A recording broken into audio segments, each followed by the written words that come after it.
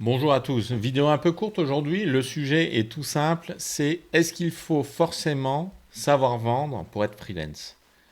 Est-ce qu'il faut forcément savoir vendre pour créer une entreprise? En général, la réponse sera simple, c'est oui.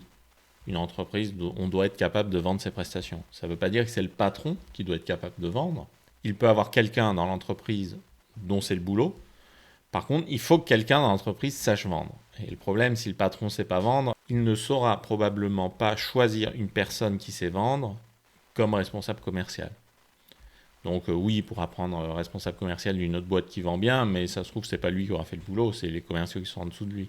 Donc c'est toujours un petit peu compliqué de monter une société sans savoir vendre un minimum. Pour une activité freelance, c'est très différent. Parce qu'il y a plein de niches où il y a beaucoup de demandes.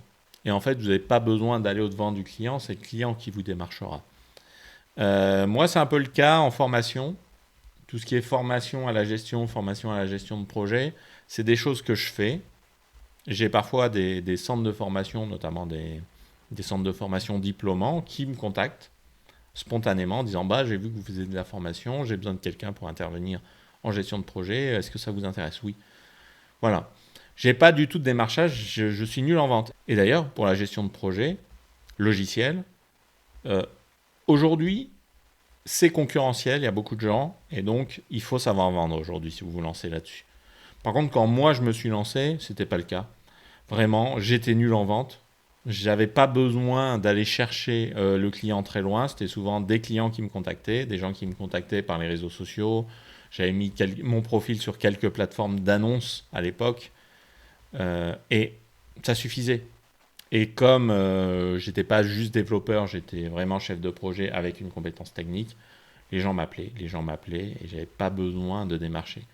Donc, est-ce que vous avez besoin d'être bon en vente pour être freelance? Ça dépend de votre secteur d'activité. Vous pouvez très bien, moi j'ai fait 10 ans de freelance en gestion de projet sans même avoir un site web. Là, j'ai fait un site web il n'y a pas longtemps parce que justement j'essaye de vendre ma formation et tout ça, donc je me suis amusé à l'exercice. Mais pendant 10 ans, j'ai vendu, et c'est ça le plus drôle, j'ai vendu de la gestion de projet web sans avoir un site web. Et ça tombait sans problème. Comment? Donc, je vous ai dit des sites de petites annonces. Mon premier client, c'est pas compliqué, c'était mon ancien patron, donc c'était facile. Des sites de petites annonces qui m'en ont amené deux ou trois. Donc aujourd'hui, ce serait LinkedIn ou Malte, l'équivalent. LinkedIn, Malte, Fiverr, ce genre de plateforme. J'en oublie souvent. Ceux qui en ont des bonnes, mettez-les en commentaire, merci.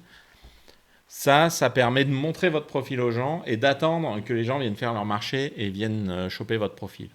Après, si vous voulez vraiment être dans un secteur plus concurrentiel où donc il va falloir aller attaquer le client, oui, là, il faut être bon en communication. Et c'est ça toute la difficulté, savoir si vous êtes dans un cas ou dans l'autre. Il faut avoir un peu de maturité sur votre marché. La situation peut être confortable pour tous ceux qui sont salariés et qui savent qu'ils vont avoir du boulot, ou tous ceux qui travaillent dans des entreprises de type ESN, SS2I, et dans des entreprises, pour ceux qui ne connaissent pas le numérique, ce sont des entreprises dont le métier est de caser des consultants.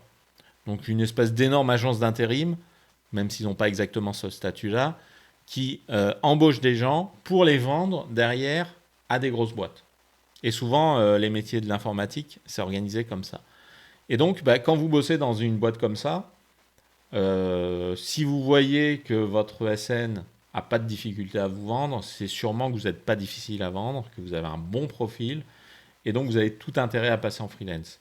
Et quand vous regardez les taux horaires qui sont pratiqués dans ces boîtes-là, et les commissions qui se font, oui, vous avez probablement moyen de gagner, pas de doubler votre salaire, mais pas loin. Donc c'est un bon plan. C'est un bon plan. Si vous avez déjà une bonne expérience, si vous savez que vous êtes dans un marché en tension, etc., vous n'avez pas besoin de savoir vendre. Vous n'avez pas besoin de savoir vendre. Allez-y.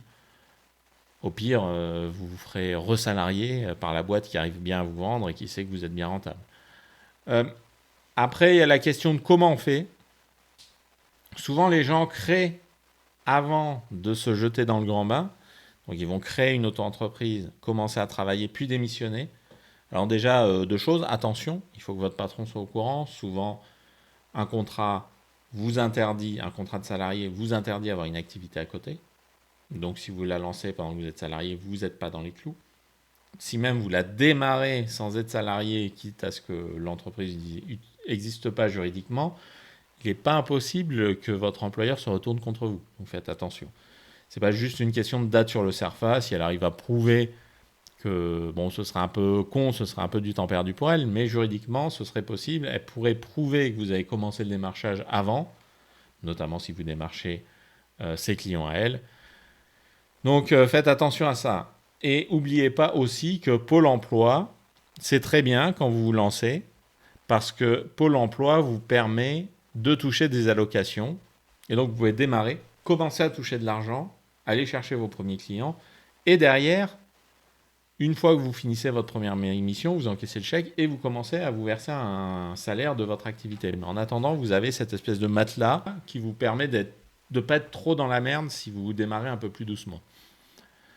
Comment être au chômage en étant salarié? On verra ça plus tard, mais en gros, il y a la rupture conventionnelle, voilà, il y a le déménagement. Ça peut être l'occasion, si déjà vous avez prévu de déménager à une certaine distance de la ville où vous habitez, parce que vous vous rapprochez de votre conjoint, c'est le bon moment peut-être pour créer une activité. C'est ce que j'ai fait, moi, à titre perso.